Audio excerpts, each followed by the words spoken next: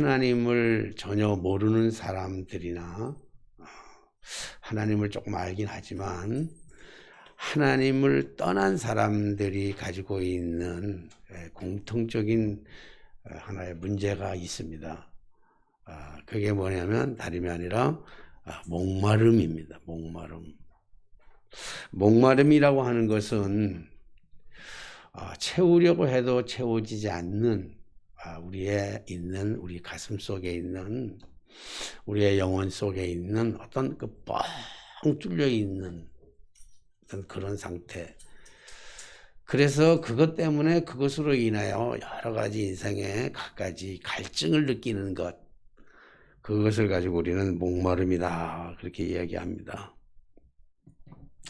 그래서 이 목마름, 이 갈증을 채우기 위해서, 이 뻥 뜬 이 가슴을 채우기 위해서 사람들은 다 저마다 노력을 해요.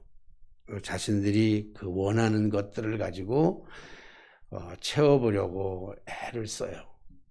어떤 사람은 돈으로 채우려고 하고, 어떤 사람은 명예 혹은 권력 혹은 이성, 또 술, 담배, 마약, 그리고 취미라든지 어떤 오락이라든지 또 운동이라든지 그리고 정치라고 하는 것들 혹은 인기몰이 같은 그런 것들, 그리고 우상, 철학, 어떤 지식 이런 것들로 채우려고 하죠.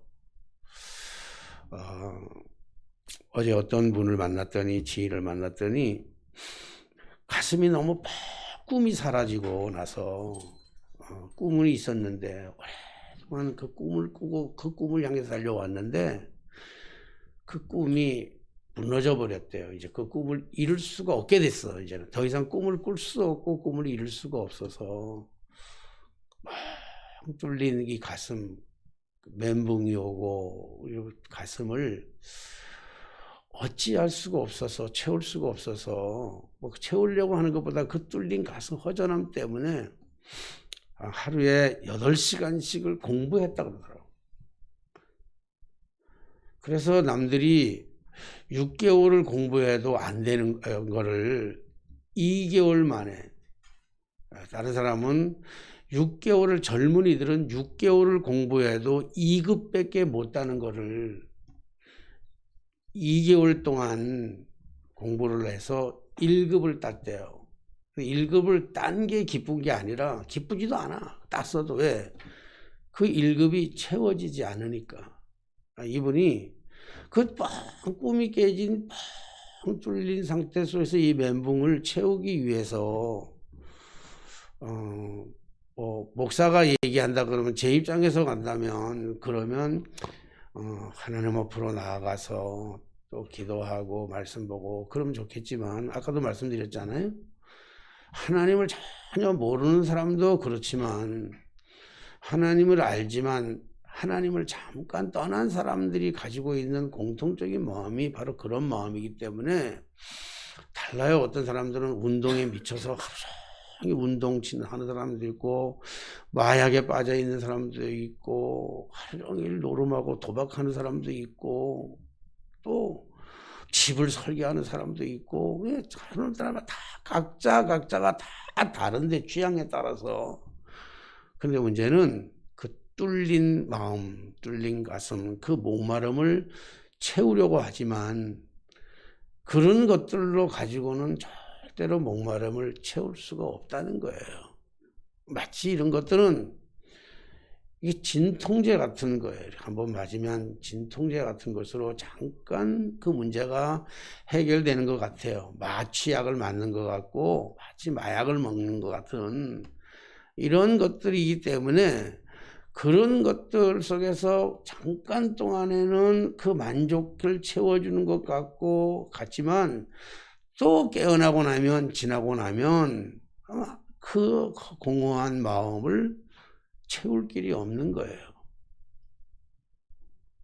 그런데 문제는, 이거보다 더 큰 문제는 그것으로 해결할 수는 없지만 그것에 한번 빠지면 거기서 헤어나올 수가 없어요. 헤어나와야 되는데 헤어나오지를 못해. 그래서 중독성이 돼서 중독에 걸리는 거예요. 그래서 중독에 빠져서 어떤 사람은 그냥 그 삶의 모습을 보면 오직 돈이야. 목회자들 중에서도 그런 사람들이 좀 많아요. 보면 주변에 다 그런 건 아니지만 말에 모든 말이 은퇴 후에 어떻게 하면 집을 구할 것인지, 무엇을 먹을 것인지, 어디에다가 주식을 할 것인지, 이거 모든 말하는 것들이 다 돈에 대한 것들만 얘기하는 사람도 있어요. 어떤 사람은 쾌락, 여행, 그래서 온 관심이 다 여행에만 있어. 그래서 여행을 한번 갔다 오면 좀 뭔가 확 열리는 것 같아가지고 시원한 쾌락, 이제 문제가 해결됐다, 채웠다. 그런데 그것도 일주일 지나고 나면 뻥 뚫린 가슴을 해결할 수가 없는 것이죠.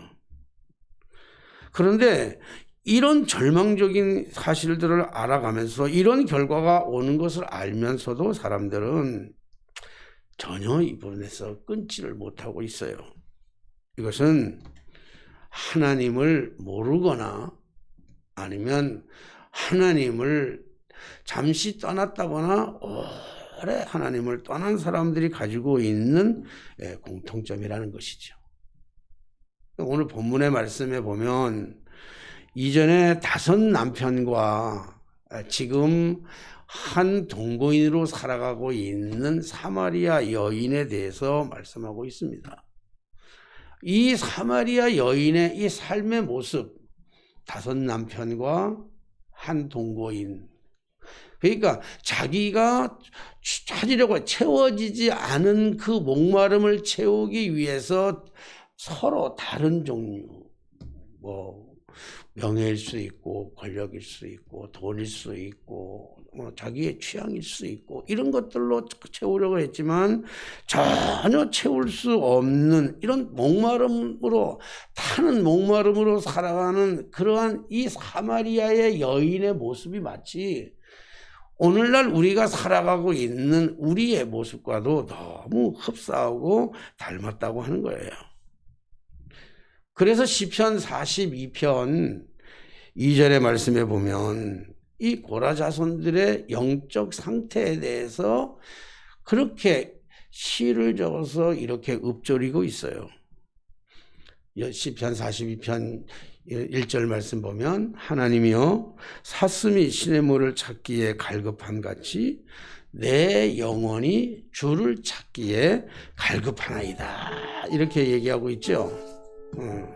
하나님이여 내 영혼이 사슴이 시냇물을 찾아 사슴이 시냇물을 찾기에 갈급한 같이 내 영혼이 주를 찾기에 갈급하나이다. 사실은 이 시편을 가지고 우리 복음송가에서 노래한 게 있는데 오늘 한번 제가 잘은 못 부르지만 제가 한번 불러볼게요.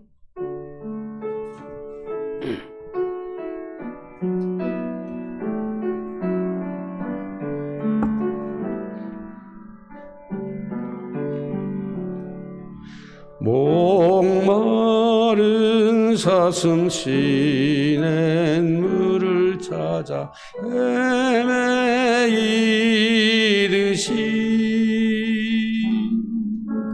내 영혼 주를 찾기에 갈급하나이다.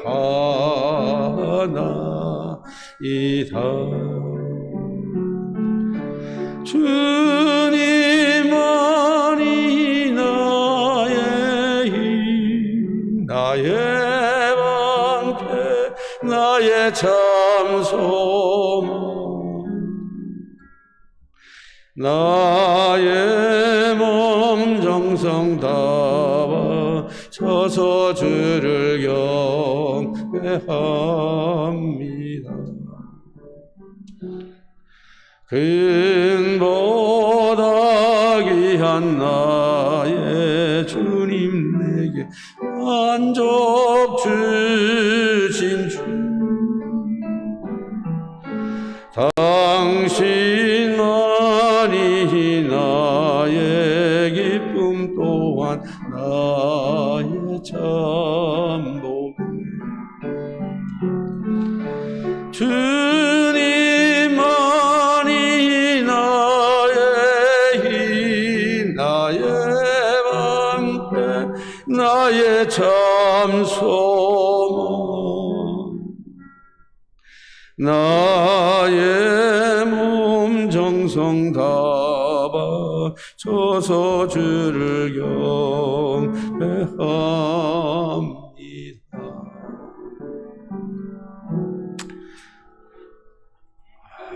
고려 자손들의 영적인 상태, 목마른 사슴이 시냇물을 찾아 헤매이듯이 내 영혼 주를 찾기에 갈급하나이다. 세상에 그 어떤 것을 가지고도 그 텅 빈 마음을 채울 수가 없는 거예요. 착각하고 있죠. 그 텅 빈 것은 그 목마름을 채울 수 있다라고 착각하고 있어요. 철학을 가지고. 그리고 다른 우상적 신앙적 미신을 가지고, 그리고 세상에 가지고 있는 쾌락과 정열을 가지고 채울 수 있을 거라고 생각하지만 이런 것들로는 도저히 채울 수가 없는 것입니다. 이렇듯 목마른 사슴이 시냇물을 찾게 헤매이는 영혼을 너무 멋있게 시로 노래로 기막히게 잘 표현하고 있는 것이 시편 42편의 말씀이잖아요. 이렇듯 인간의 목마름 텅 빈 가슴은 주님 외에는 세상에 그 어떤 것들로도 절대적으로 채워질 수가 없는 것입니다. 그래서 우리의 목마름은 해결받을 수가 없어요. 그런데 그 해결받는 그 해답이 바로 오늘 우리가 읽은 이 본문의 말씀 속에 스며져 있습니다. 오늘 이 본문의 말씀 우리가 같이 해석하고 이 본문의 말씀을 같이 나눌 때 성령의 기름 부으심이, 성령의 은혜가 쏟아져서 오늘 여러분들 이 말씀을 제가 다 전하지 못한다 할지라도 여러분 성령의 은혜로 이 말씀의 깊은 뜻을 깨달아 알 수 있는 축복의 시간 되게 되시기를 주님의 이름으로 축원합니다. 예수님과 대화를 나누던 사마리아 여인, 예수님이 물 한 잔 달라. 물로부터 시작해서 여인의 이 질문, 그리고 남편을 데려오라. 그러니까 남편은 없습니다. 그러니까 그래, 네 남편이 옳다고 하는 말이 옳도다, 참되도다. 네가 남편 5이 있었는데 그 남편, 그것도 남편이 아닐 것이고 지금 네가 살고 있는 동거남도 네 남편이 아니다. 그러니까 오늘 여인이 그걸 어떻게 알았습니까?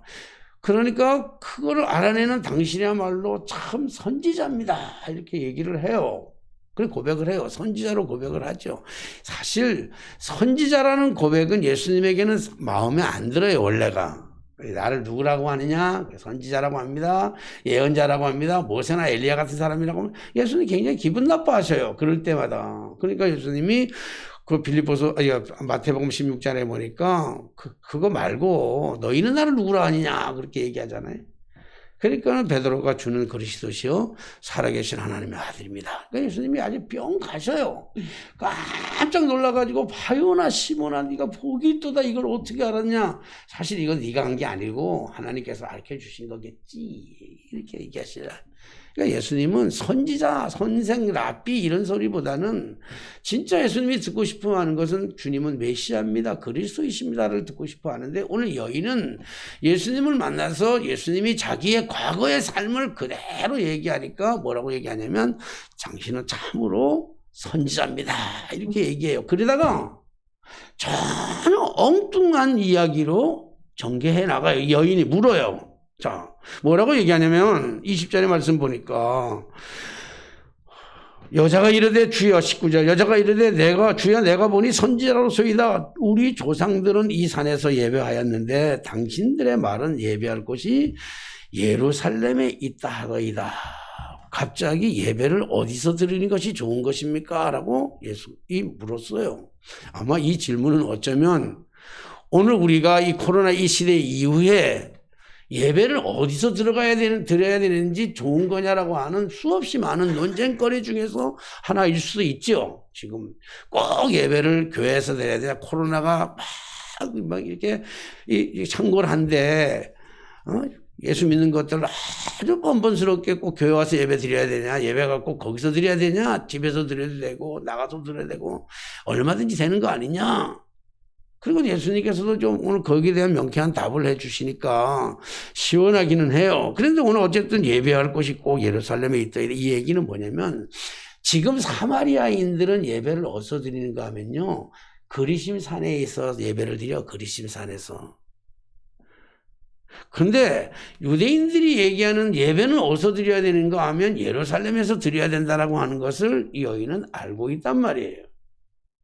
여인이 알고 있는데 문제는 이 여인이 예루살렘에서 예배를 드려야만 자신의 그 갈급한 문제가 해결될 것이라고 하는 것을 삶의 시행착오를 통해서 깨달아서, 아, 예루살렘에 가면 내가 은혜를 받고, 예루살렘에 가면 이 텅빈 가슴이 치료되고, 예루살렘에 가면 이 목마른 것이 해결될 수 있다라고 생각되는데 예루살렘에 갈 수가 없는 거예요. 왜? 신분이 사마리아 여인의 신분이기 때문에, 죄인의 신분이기 때문에 예루살렘으로 갈 수가 없는 거예요.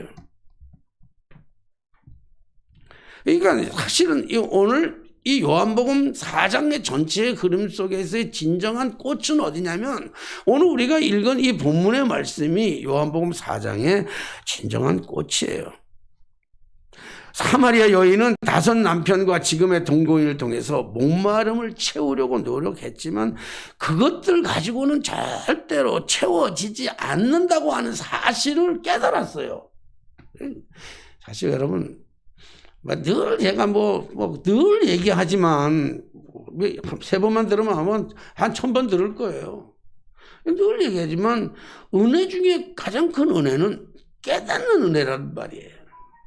미련한 사람은 못 깨달아요.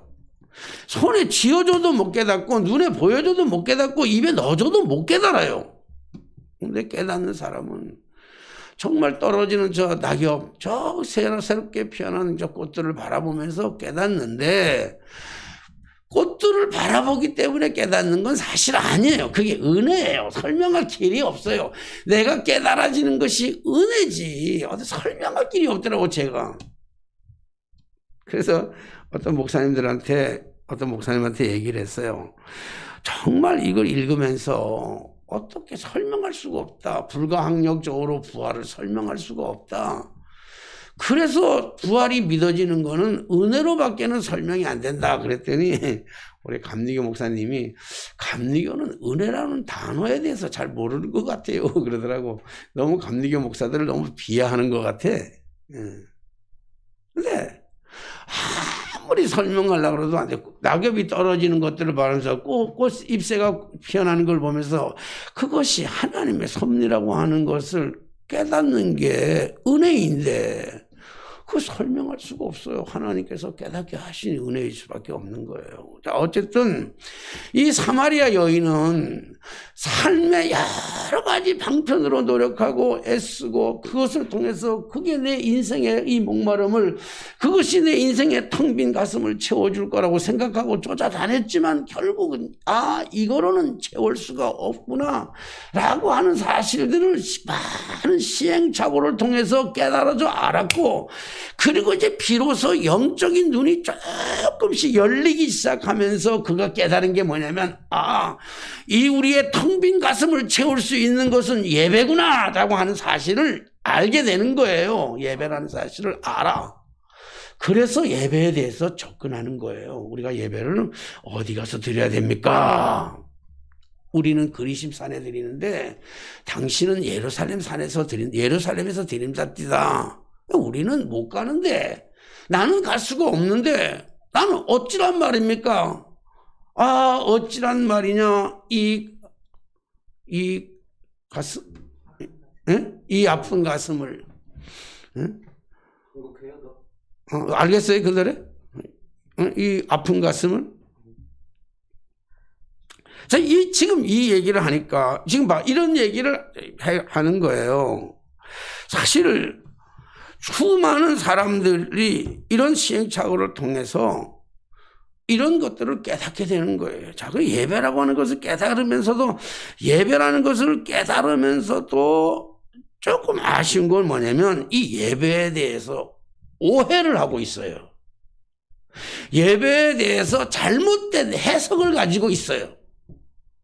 예배가 뭔지, 예배를 통해서 내 텅 빈 가슴을 채울 수 있다라고 생각하지만 채워지지 않는 이유는 예배에 대한 오해, 예배에 대한 오류를 가지고 있어요.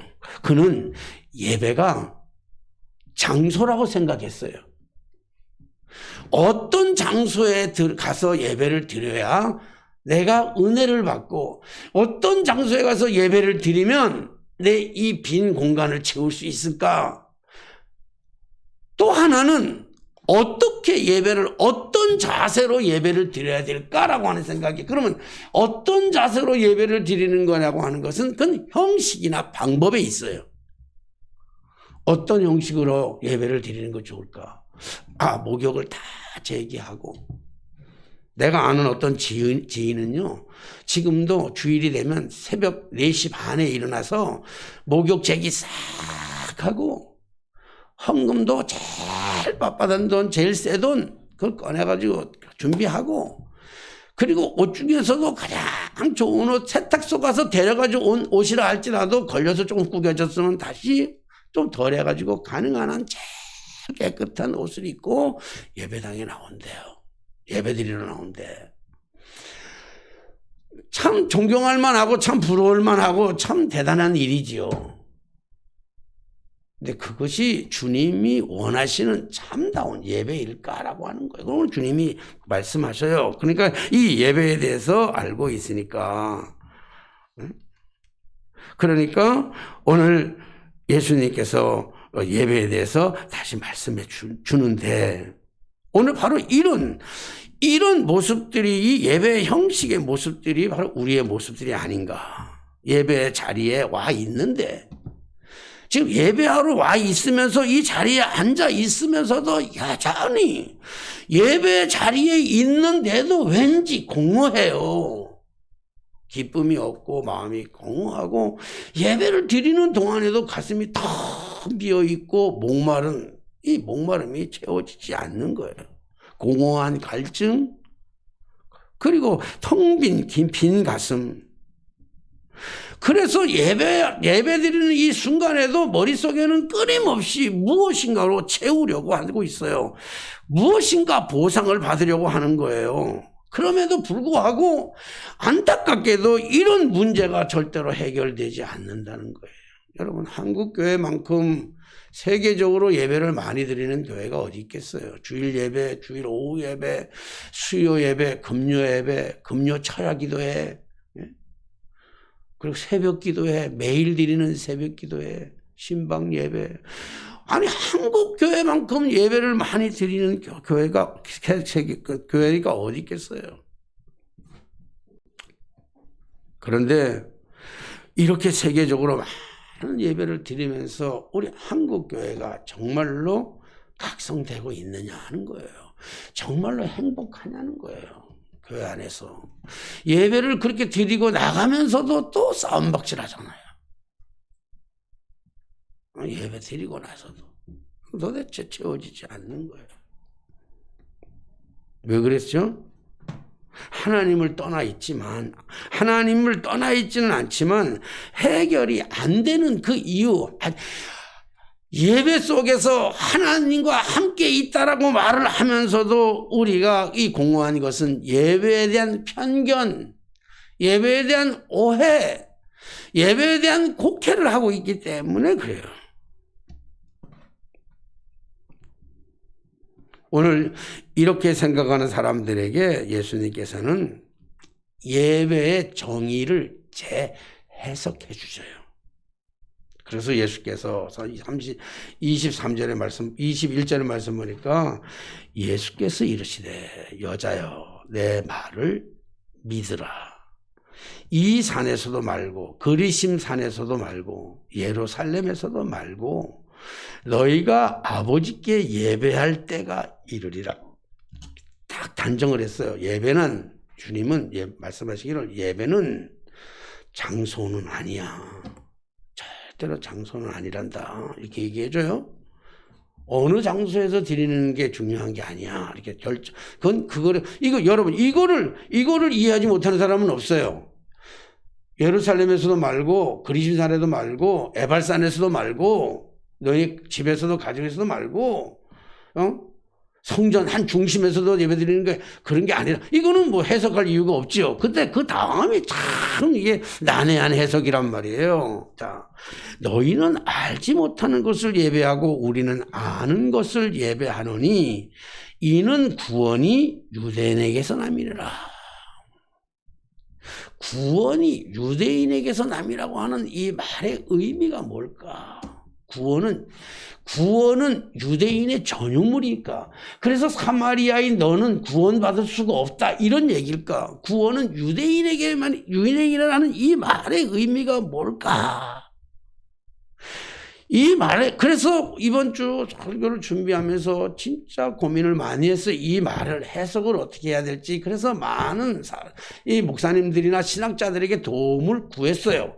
오늘 우리 교회 소속 목사님인 우리 박성호 목사님이 신약학 교수잖아요. 신약학 교수라서 박성호 교수님한테도 전화해서 내가 이렇게 해석하려고 하는데 이 해석에 문제가 없습니까? 오류가 없습니까? 라고 묻기까지 했어요. 유대인에게서 남이라고 하는 이 말을 아주 단정적으로 한마디로 딱 먼저 결론을 내리면 이 말은 자신을 가리키는, 예수님 자신을 가리키는 말이에요.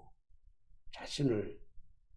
그러니까 이런 이 모습을 본다고 한다면 이 자신을 좀 아는 것과 모르는 것의 차이도 굉장하지만 이는 구원이 유대인에게서 남이라 할 때 이 유대인이라고 하는 게 남이라고 하는 것은 자신을 가리키는데 이 말은 뭐냐면 이 예수 그리스도 우리를 구원할 메시아는 유대의 혈통을 통해서야만 난다 이 말씀이에요. 유대의 혈통을 통해서. 그러니까 유대인들 모두가 다 그런 사람이 아니라 유대의 혈통을 통해서 와야 되고 그리고 반드시 다윗의 혈통을 통해서 와야 된다는 거예요. 그가 누구냐면 예수 그리스도라는 거예요. 그래서 갈라디아서 3장 16절에 보니까 이렇게 말씀하고 있어요. 갈라디아서 3장 16절에 보면 이 약속들은 아브라함과 그 자손에게 말씀하신 것인데 여럿을 가리켜 그 자손들이라 하지 아니하고 여럿을 가리켜서 그 자손들이라고 하지 아니하고 오직 한 사람을 가르쳐 내 자손이라 하였으니 그는 곧 그리스도 예수라. 아멘. 아멘. 예. 예수 외에는 구원에 다른 길이 없어요. 예수 외에는 뻥 뚫린 가슴을 채워줄 수가 없고 예수 외에는 갈증을 해결할 수가 없고 예수 외에는 어떤 것도 우리의 이 아픔의 문제를 해결할 수 없다라고 하는 말씀입니다. 이 말이 오늘 이 말씀이 시사하는 내용이 무엇입니까? 오늘 이 말이 시사하는 내용은 예배의 정의를 바꾸는 거예요. 예배의 본질을 가리키는 거예요. 예배의 중심이 어디에 있는지를 말해주고 있어요. 사랑하신 여러분, 예배의 정의가 무엇입니까? 예배의 본질이 무엇입니까? 예배의 중심이 어디 있습니까? 예배란 장소에 있는 것이 아니라는 거예요. 예배란 행위가 아니라는 거예요. 예배란 대상인데 그 대상이 예수 그리스도라고 하는 사실입니다. 믿어지시면 아멘입니다. 예수 그리스도에 대해서. 그래서 이어서 말씀하잖아요. 요한복음 4장 23절에 보니까 예수께서 참되게 예배하는 자들은 영과 진리로 예배할 때가 오나니 곧 이때라. 아버지께서 이렇게 예배하는 자들을 찾으시라. 여기에서 헷갈려요. 많은 신학자들이 헷갈려요. 예배는 어떻게 해야 되는가 하면 영과 진리로 예배한다 그랬는데, 영과 진리로 예배하는 게 도대체 뭐 어떻게 하는 게 영과 진리로 예배하는 거냐고요. 우리가 영적인 사람이 되어서 우리가 진리로 진정으로, 그래서 옛날에 이 개역 한글판, 개역 개정 한글판에 보면요, 개역 개정하기 전에 개역 성경을 보면 신령과 진정으로 예배드린다 그랬어요. 그러니까 진정이라고 하는 말은 알잖아요. 우리가 진정으로 거기다 아주 온 정성을 다 바쳐가지고 아주 정성껏 예배를 드려야 돼요. 예배를 드릴 때. 그러니까 그 정성껏 예배를 드리기 위해서는 목욕도 제기하고 좋은 옷도 입어야 되고 헌금도 대리미로 다려가지고 와야 되고, 이렇게 우리가 생각했단 말이에요. 그러면 예배가 영과 진리로 예배 드리는 것이 그런 거냐라고 하는 거예요. 그리고 그런 거라고 하는 것으로 해서 가르쳤고 그런 것처럼 예배를 배워왔어요. 그래서 예배 시간에 정말 경건하지 않으면 큰일 났어요. 심지어 목사님들은요, 교회 가서 예배 드리면서 애들이 떠들면 강단에서 내려가서 애들을 조받고 올라오기도 했어요. 경건하지 않는다고.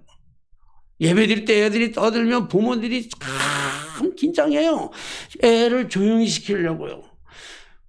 저는 그렇게 대형 교회 담임을 해본 적은 없어도 작은 교회 담임을 했지만요, 가서 작은 교회 다니면 다 보이잖아요.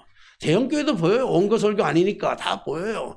근데 애들이 장난하고 애들이 떠드는 것보다 난 아무 신경이 안 쓰여. 응? 애들이 뭘 해도 신경이 안 쓰이고 왔다 갔다 해도 신경 안 쓰여 떠드는데, 나는 신경이 쓰이는 게 그 아이들을 조용히 시키는 부모들이 훨씬 신경 쓰여. 좀 제발 가만히 놔두고 그냥 예배에 집중했으면 좋겠어. 왜 어머니들은, 부모들은 왜 그래? 다른 사람들한테 방해될까 봐도 그러지만 예배란 신령과 진정으로 예배 드려야 된다고 생각하기 때문에 그래요. 그게 형식이에요. 형식.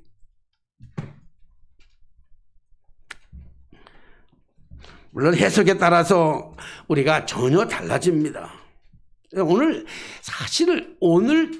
요한복음 4장의 진짜 꽃은 여기에 있어요. 아니, 어쩌면 예배를 통틀어 가지고, 한국교회 그 많은 예배를 통틀어 가지고 진짜 중요한 예배의 꽃의 설명이 여기 있는데, 뭐라고 말씀하셨어요? 이 말씀이 영과 진리로라고 하는, 영과 진리로 예배할지니라 그렇게 얘기할 때 영과 진리를 예수님 자신을 가리키는 말이에요. 이게 혹시 알레고리가 될까 봐, 방송이 이게 지금 설교가 방송으로 나가기 때문에 이거 녹음 다 되잖아요. 이 해석을 잘못하면요, 제가 좀 성공하면 큰 교회 가면요, 이거 들고 와가지고 이단이라 그러고 시비 걸 수 있어요. 잘못 해석하면. 그래서 물은 거예요. 그래서 이걸 내가 영과 진리로 예배할지니라 할 때, 영과 진리라고 하는 이 말씀을 예수님이 하셨는데, 이 말씀을 어떻게 예배를 드릴 거라, 영과 진리라고 하는 어떤 방식이나 어떤 형식으로 예배 드리는 것이 아니고, 이걸 본인 자신, 예수님 자신이라고 얘기하는 게 아니냐 물었고, 이 시간에 예수님 자신이라고 저는 과감하게 얘기하고 있습니다. 하나님은 영이시니. 아멘. 예수 그리스도는 하나님과 동등되었어요. 하나님과 동등됨을 취하지 아니하시고 이 땅에 오셨는데 하나님이 동등하신 분이야. 그러니까 예수님은 영이십니다. 아멘. 그리고 예수님이 끊임없이 말씀하셨잖아요. 내가 곧 진리요, 내가 곧 길이요, 진리요, 생명이니. 그러면 오늘 예수님께서 성령, 영과 진리로 예배할지라라고 하는 이 말씀의 진정한 의미는 형식이 아니고 방법이 아니고 대상이란 말이에요. 대상. 예배를 드리는 대상. 예배는 그 대상을 찾는 거란 말이에요. 또 다시 한번 말씀드립니다. 예배란 형식이 아니라 대상입니다. 화려한 도시, 웅장한 예배당, 잘 짜여진 순서, 찬양의 기가 막힌 하모니, 그런 예배를 드리는데 그 속에 예수가 없다면 그 예배는 진정한 가치를 잃어버린 거예요. 반대로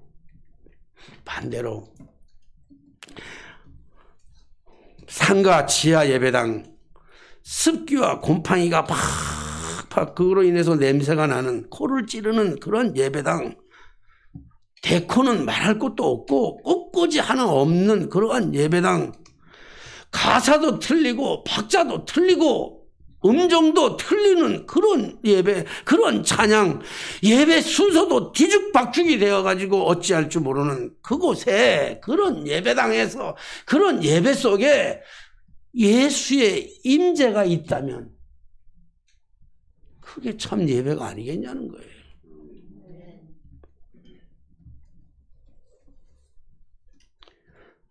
저는 이 절기마다 돌아오는, 감리교 절기마다 돌아올 때마다 이 색깔이 바뀌거든요. 이게 색깔이 바뀌니까 이 색깔대로, 지금 우리 흰색이거든요. 지난번에는 크리스마스 때는 보라색이었고요. 흰 색깔로 하면서, 흰 색깔을 하면서, 흰 색깔은 정해졌으니까 아무 문제가 없어요. 흰색으로 하면 돼요. 근데 여기다가 뭘 그려야 될지를 고민하는 거예요. 이거 어제 한 달 정도 이상 고민해. 복음은 경계를 허물다라고 하는 이 말을 찾는 데는요, 몇 년이 걸렸는지도 몰라요. 지난번에 설교하다가 생각의 경계를 바꿔야 되겠구나. 생각의 경계가 넘어가지 않으면 고난이 행복인 줄 모르고, 그렇잖아요. 용서가 뭔지를 모르는 거야. 사랑이 뭔지를 몰라요. 생각의 경계가 바뀌어지지 않으면.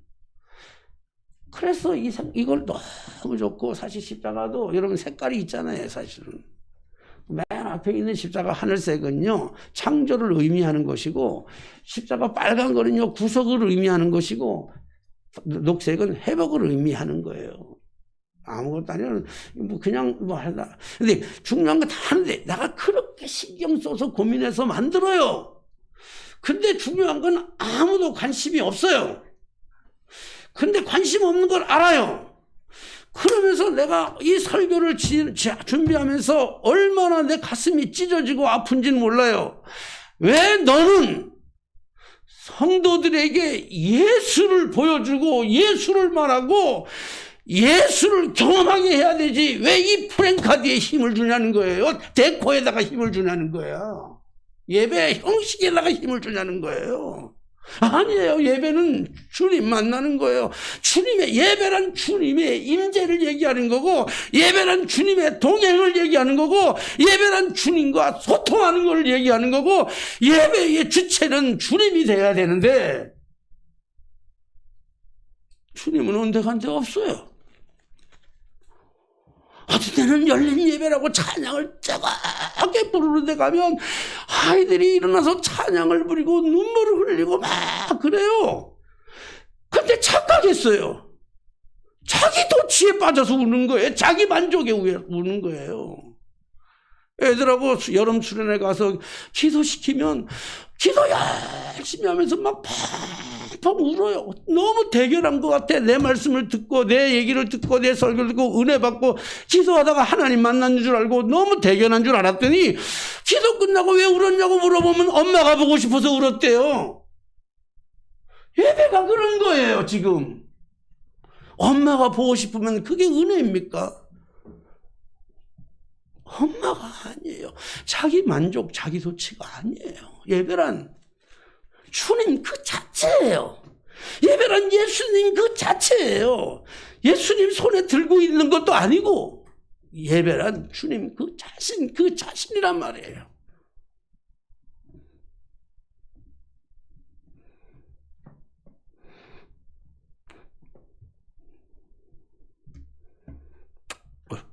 오늘 우리가 예배에 대한 그러한 새로운 인식, 정말 예배란 주님이 동행하는데, 예배란 주님의 내주이신데 내 안에 예수님이 계시는지, 주님이 나와 오늘 동행하고 계시는지, 주님과 내가 오늘 이 시간에 소통하고 있는지, 정말 이 시간에 주님이 이 자리에 나와 함께 임재하고 계시는지.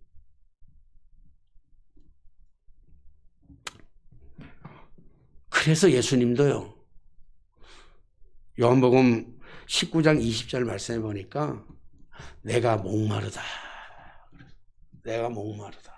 오늘 예수님이 목마름은 텅 빈 가슴을 채우기 위한 것이 아니고, 예수님의 목마름은 물이 없어서가 아니고, 예수님의 목마름은 피를 다 쏟아서 마름이 아니라 우리를 구원하려고 하는 하나님의 그 열정, 예수님의 그 구원에 대한 그 끊임없는 사랑. 말씀을 결론 맺는다면 주님 아니고서는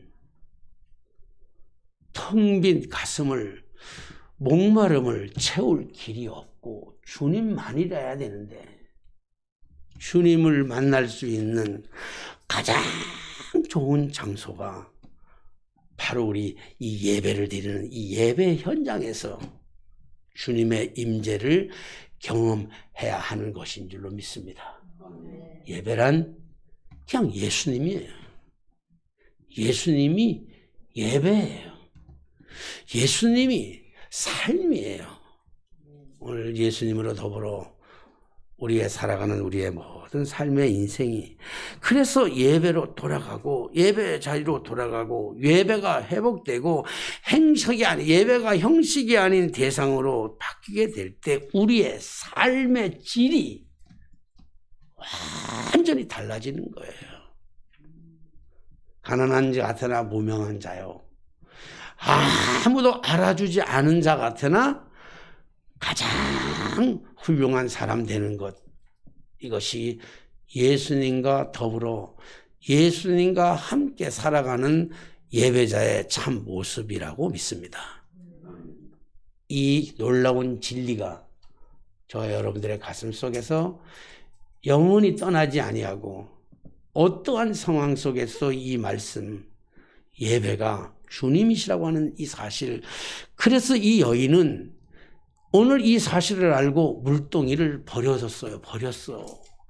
이제 더 이상 이 여인에게는 물동이가 필요한 게 아니에요. 이 여인에게 예수님 한 분이면 만족이야.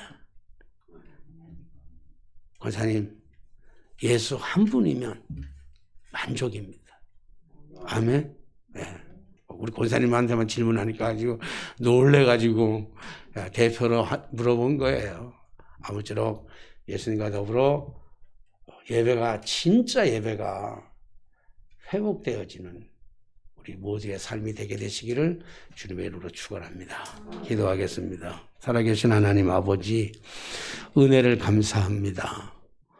주님 없이는 아무것도 할 수 없고, 주님 아니고서는 우리의 텅 빈 가슴, 목마름을 해결할 길이 없지만, 오늘 예배를 통해서 예배가 무엇인지를 깨닫고 주님으로 우리의 삶의 빈 공간을 채우려고 하는 우리 모두에게 삶의 질이 완전히 달라지게 하여 주옵소서. 예수님의 이름으로 기도합니다. 아멘.